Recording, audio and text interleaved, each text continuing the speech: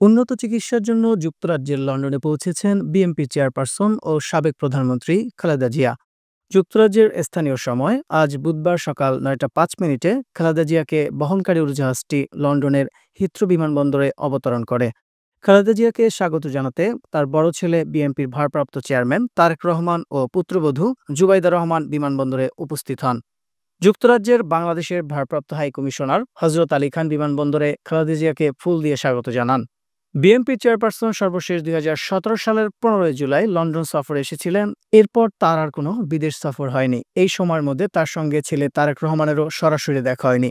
খালেদা জিয়াকে স্বাগত জানাতে বিমানবন্দরে যুক্তরাজ্য বিএনপি সভাপতি এম এ মালেক, সাধারণ সম্পাদক কয়সার এম আহমদ সহ অনেক নেতাকর্মী উপস্থিত হন।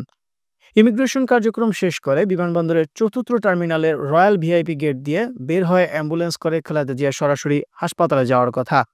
বিএনপির পক্ষ থেকে আগেই জানানো হয়েছে খালেদা জিয়াকে লন্ডন ক্লিনিকে ভর্তি করা হবে। সেখানে কিছুদিন চিকিৎসার পর যুক্তরাষ্ট্রের মেরিল্যান্ডের জনস হপকিন্স বিশ্ববিদ্যালয় হাসপাতালে তার চিকিৎসা নেওয়ার কথা রয়েছে।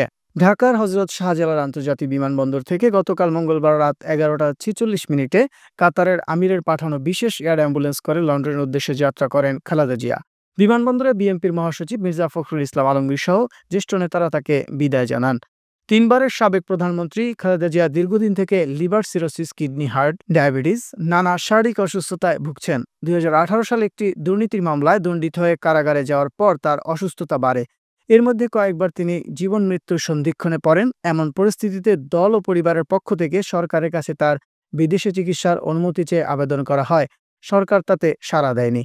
গত ৫ আগস্ট ছাত্র জনতার অভ্যুত্থানে স্বৈরাচার শেখ হাসিনা সরকারের পতনের পর রাষ্ট্রপতির এক আদেশে খালেদা জিয়া মুক্তি পান। এরপর দুর্নীতির যে দুটি মামলায় তিনি কারাবন্দী হয়েছিলেন সেগুলোর রায় বাতিল করেন আদালত।